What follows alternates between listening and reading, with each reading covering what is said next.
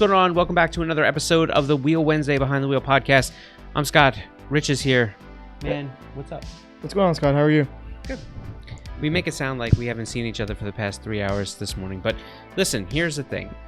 We're going super right into this thing. So yesterday, again, we've talked about this before. So many of our podcast topics come from arguments or discussions that we have around the office. This is no different, and it's very timely to, I think, a lot of internet, I don't even know, anger, animosity, issues.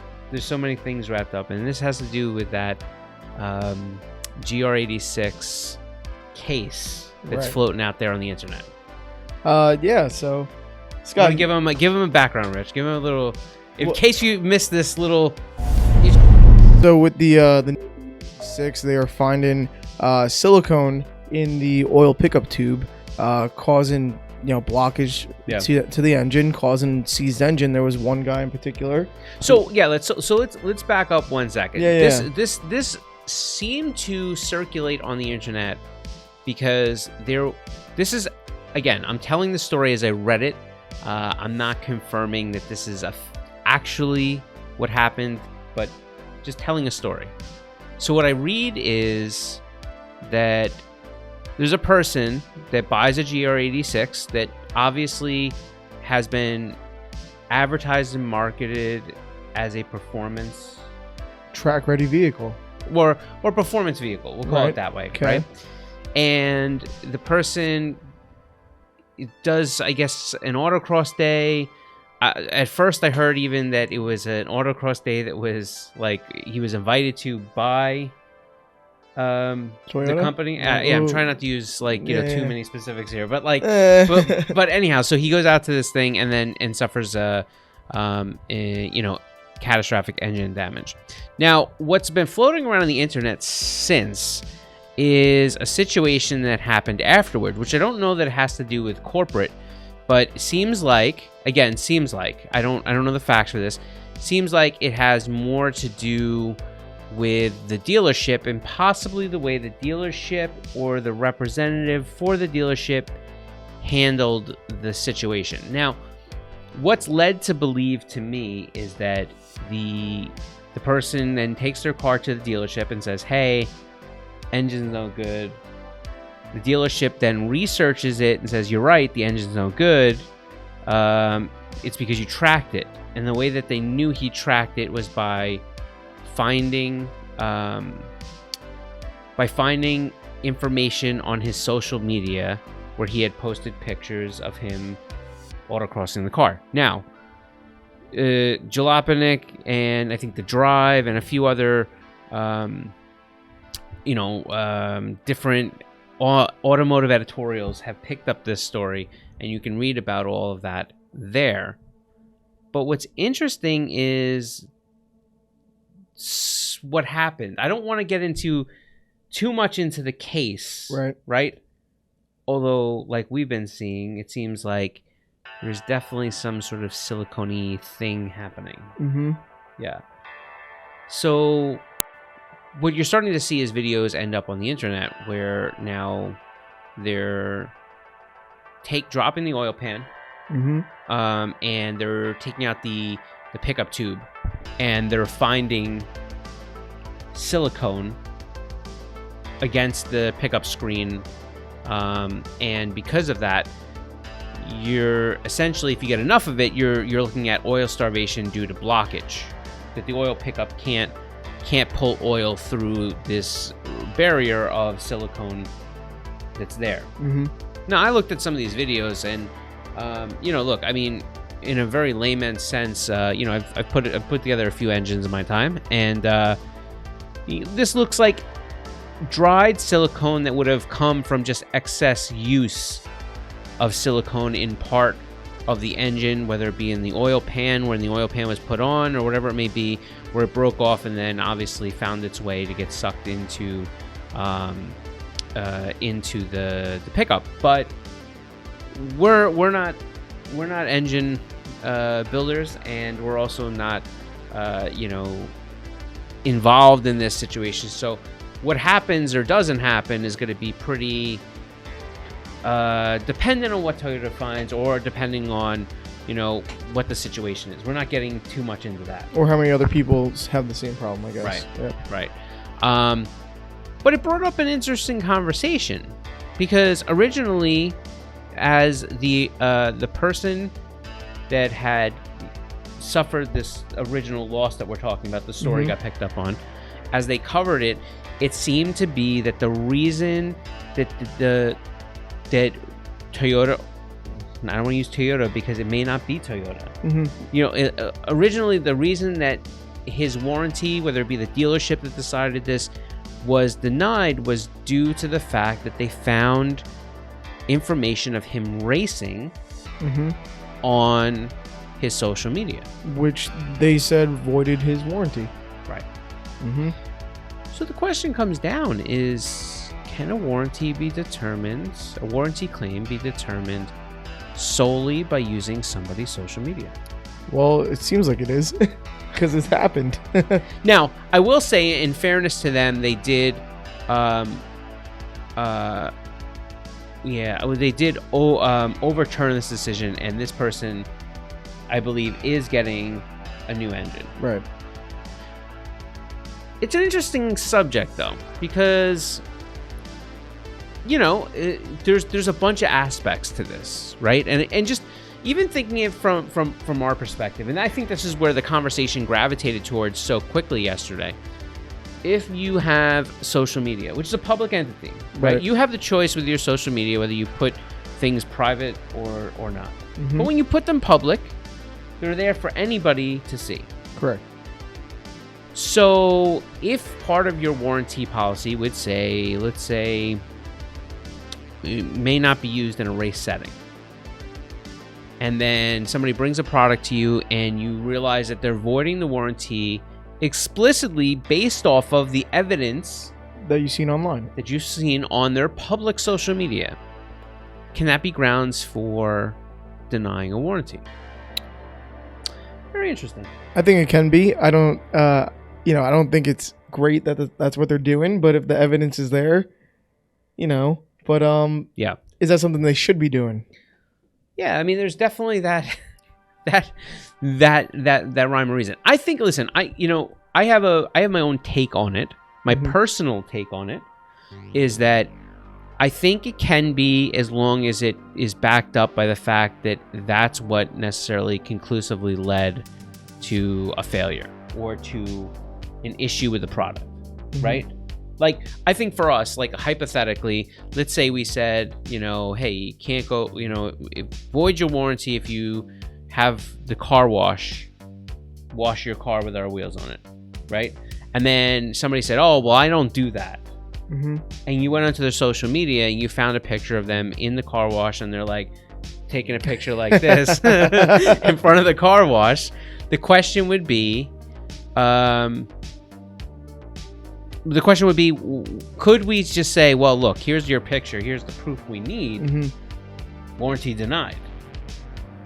I think you could. I don't think it's, very acceptable to do that, but if it's right in front of you. So I would offer an opinion, and let me get your thoughts on this. Of course. Let's do two different ways.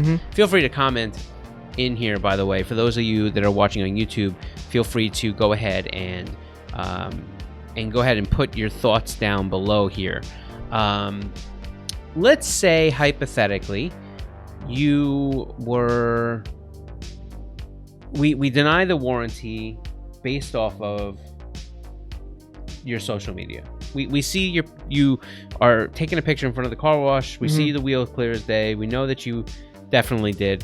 And without even seeing the product, this is scenario one, without even seeing the product, we say, I'm sorry, you drove through the car wash, the wheel was on the car, that violates warranty, denied.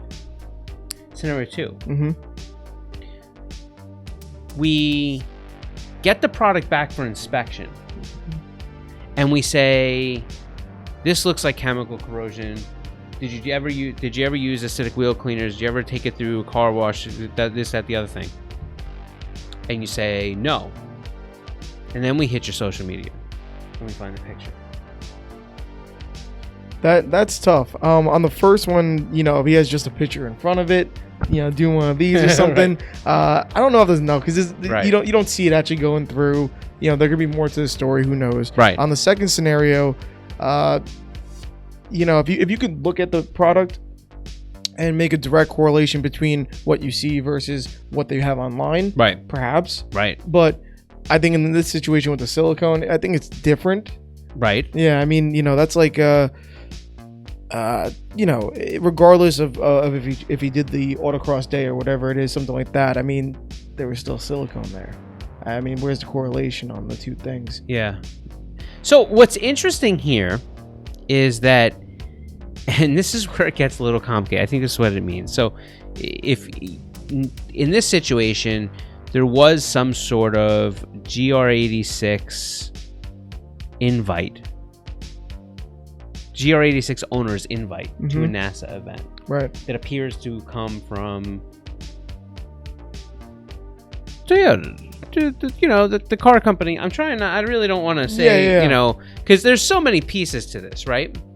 And I think that's super cool. But then the argument here is then how can you deny that from being part of your warranty? Like, how can you?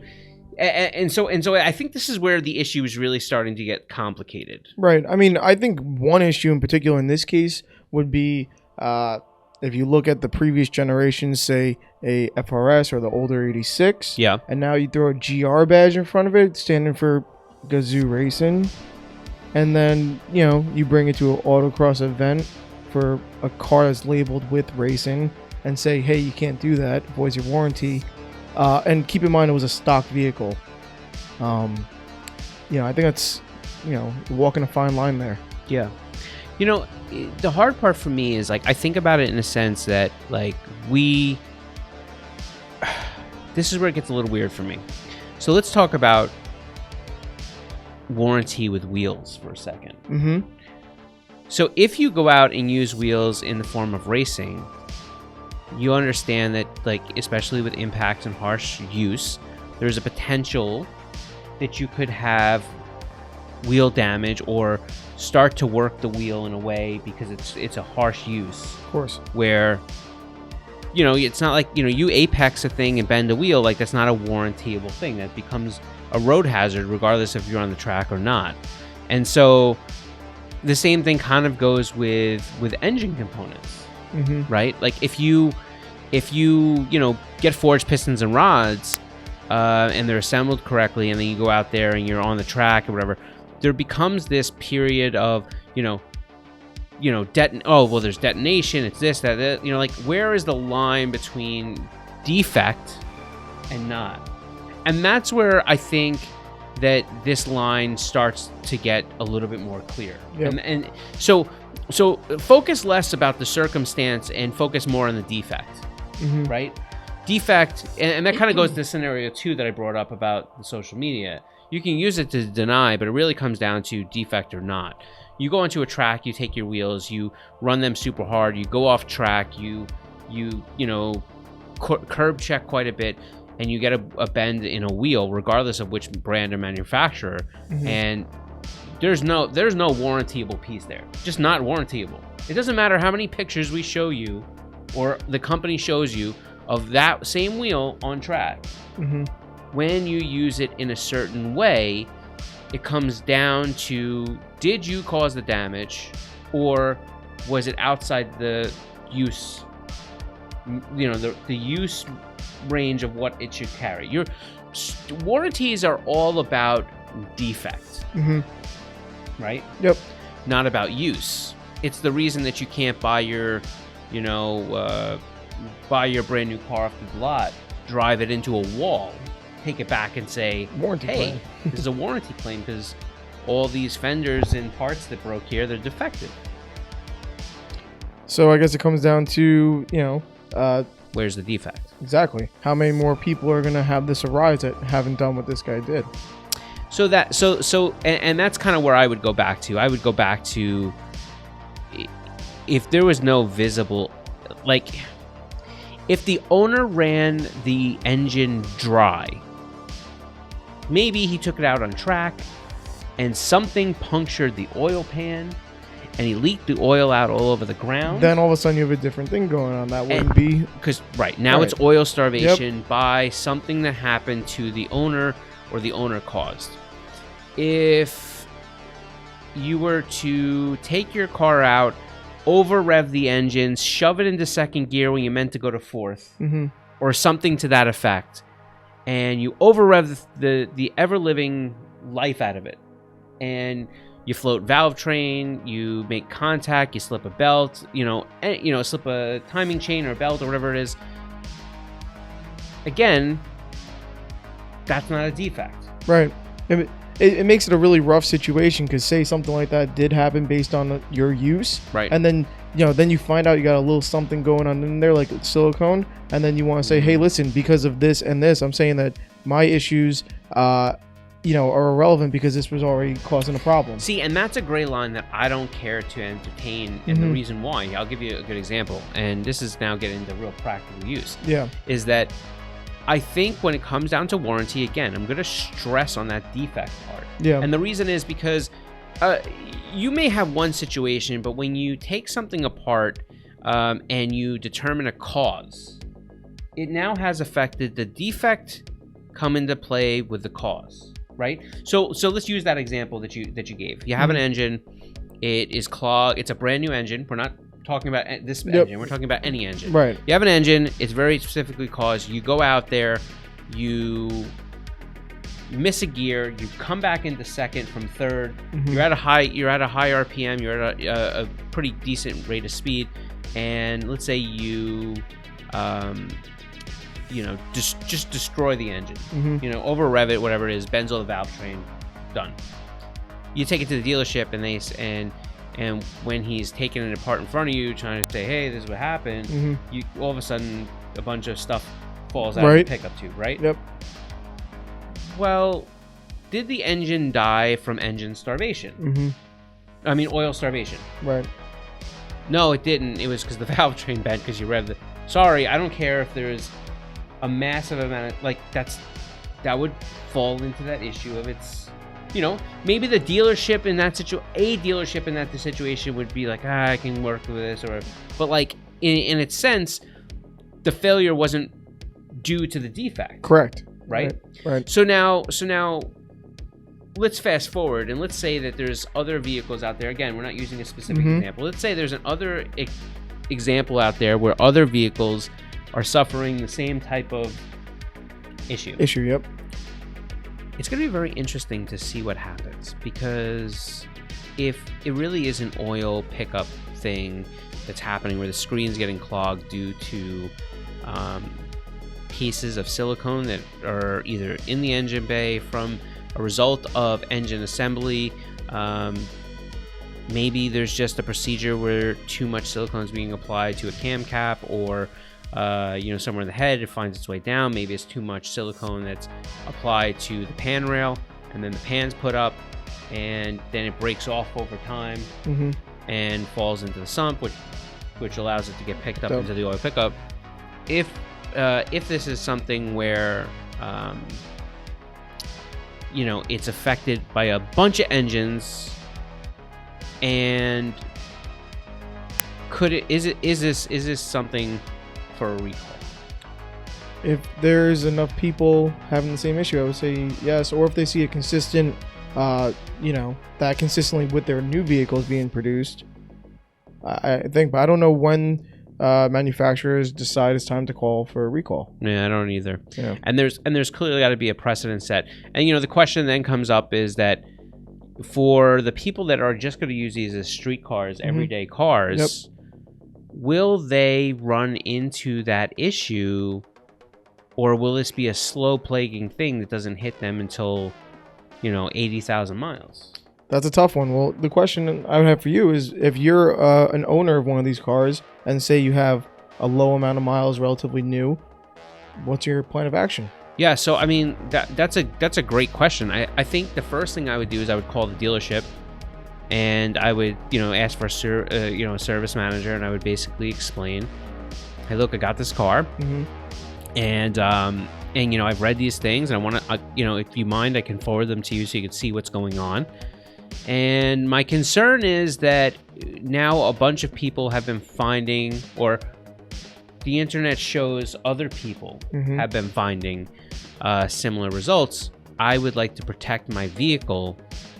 Is there any way that my warranty would cover bringing the car into you so that you can inspect this, which would mean dropping the pan, etc.?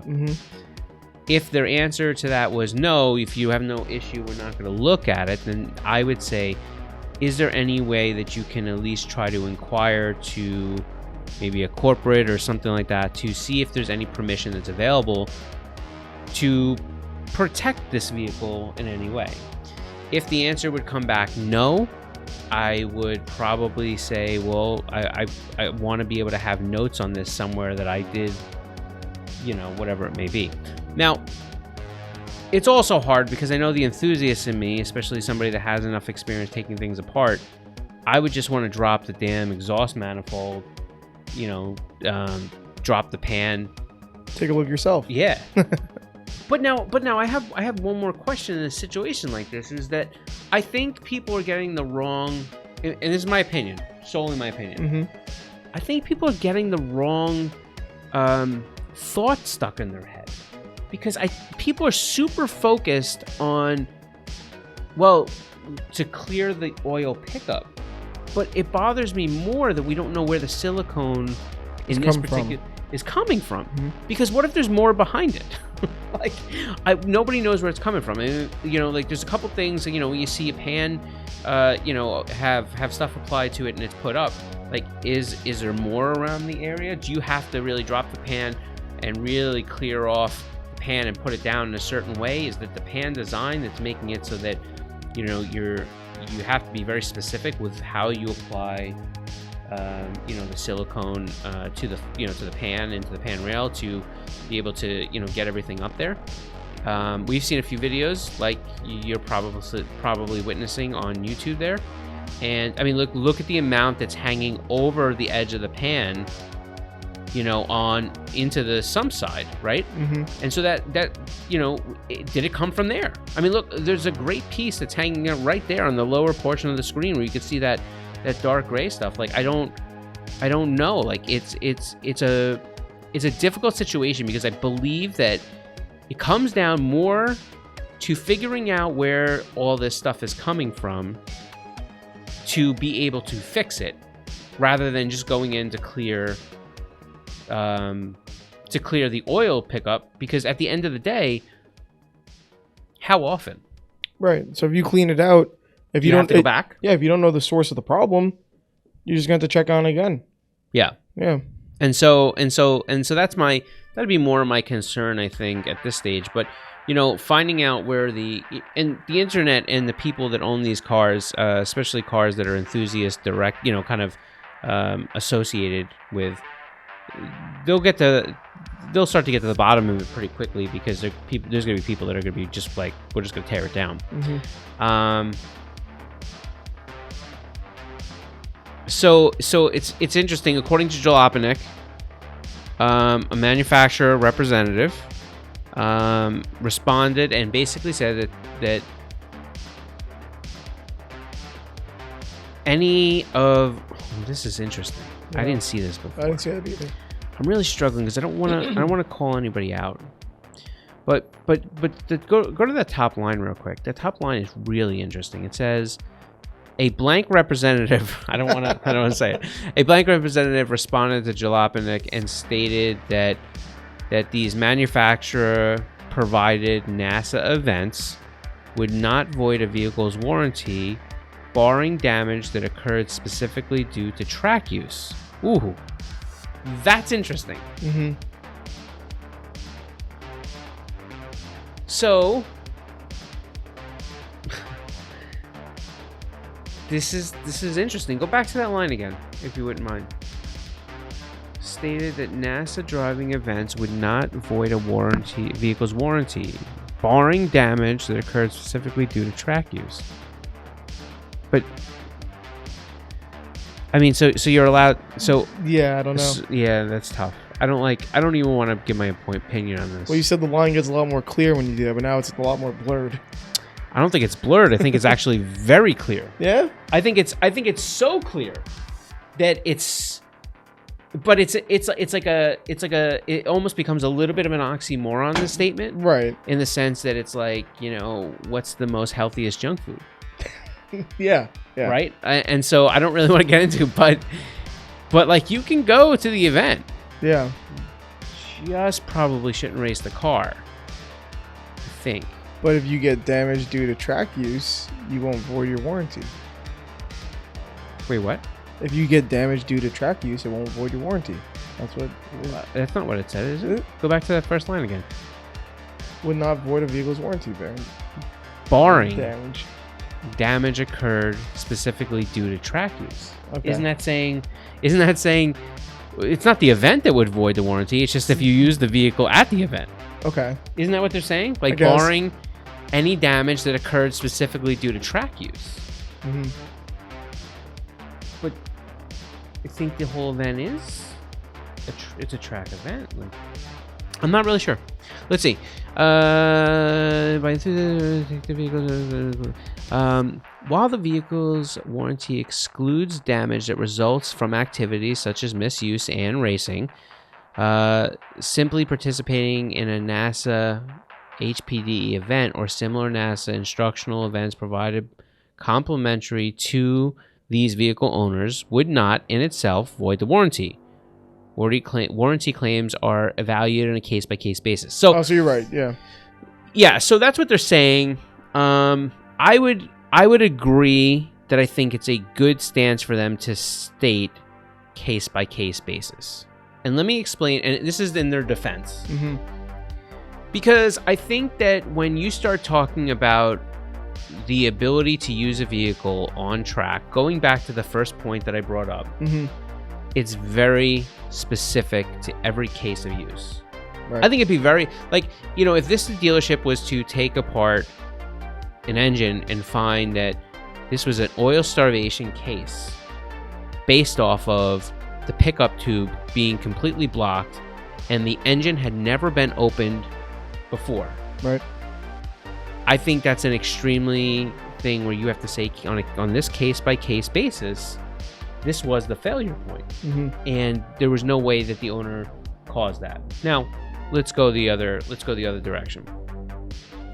Case-by-case basis. This vehicle goes to anywhere, track, whatever it may be, and the engine becomes damaged, and it's not deemed due to oil starvation, but there is some remnants of silicone on the pickup screen.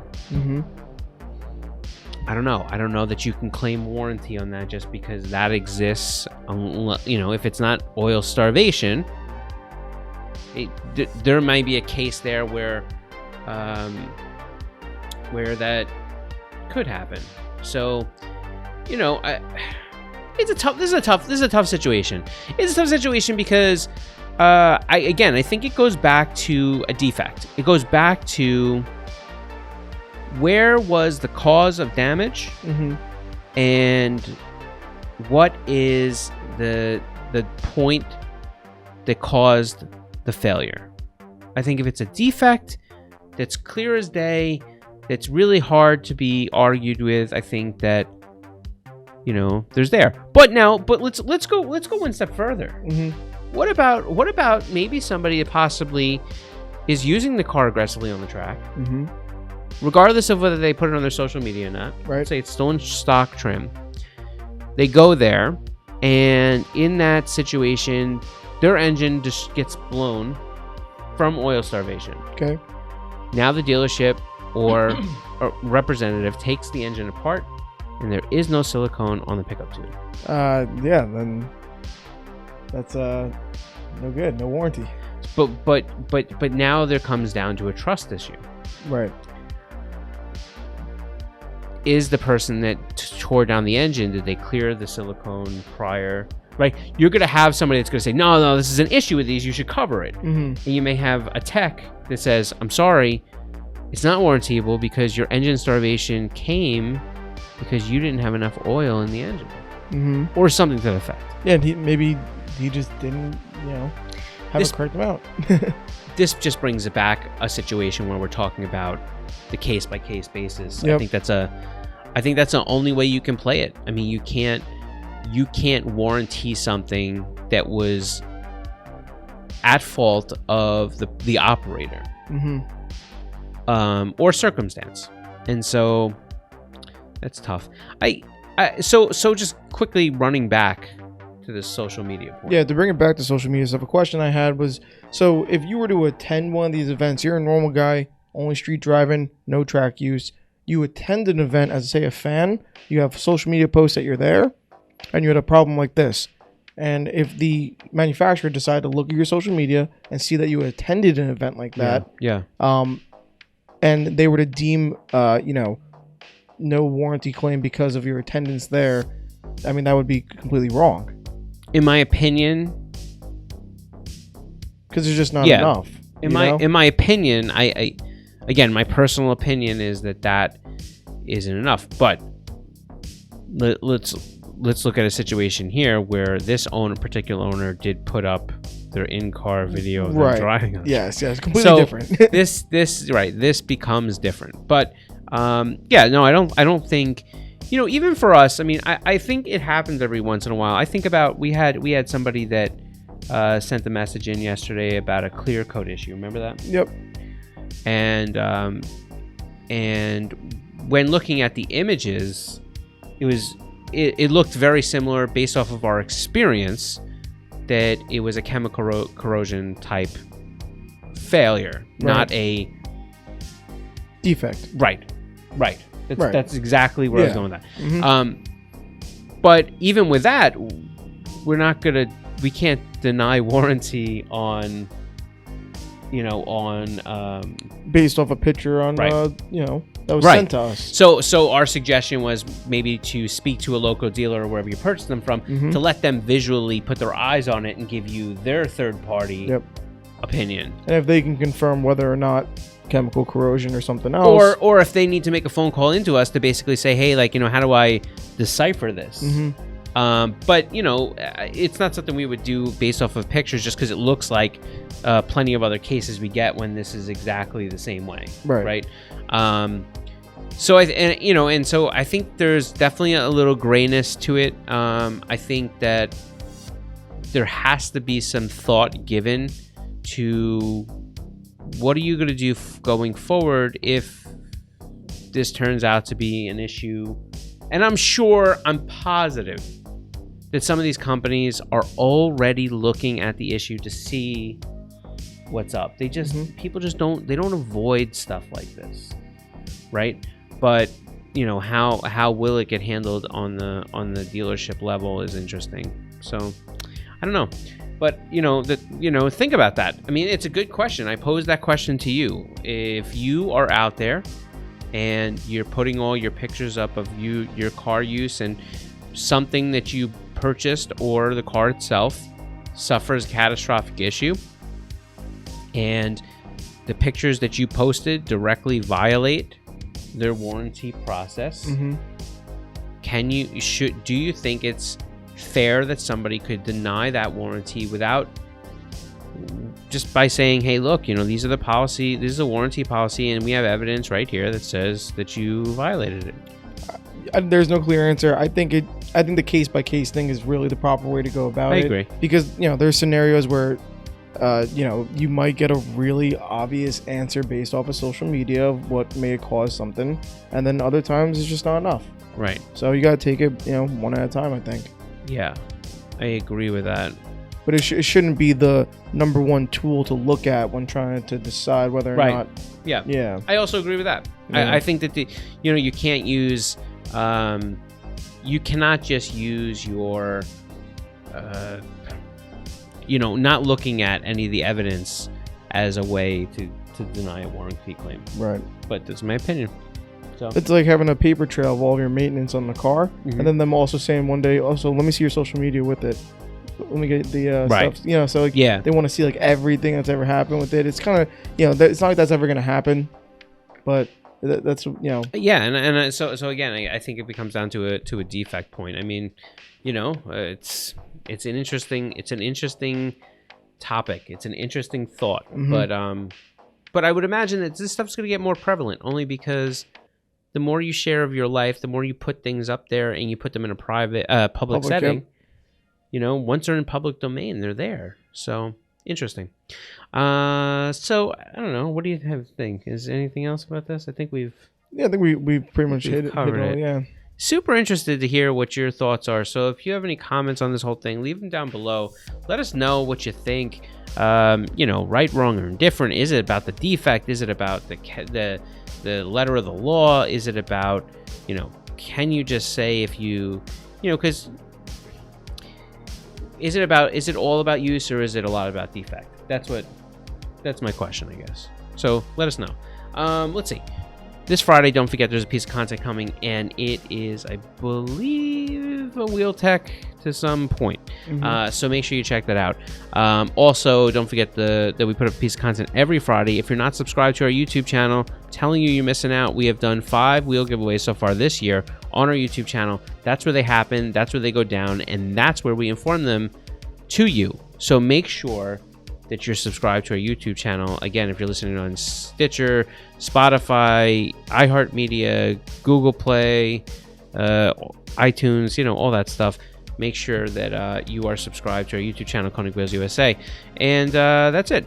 For those of you that are hanging out with us and you came from the live that we do every Wednesday at 2 p.m. Eastern, right before the podcast over on Instagram and Facebook, thank you for joining us. We appreciate it. And that's it. We will catch you on the next one. Take care of yourself. See you next week.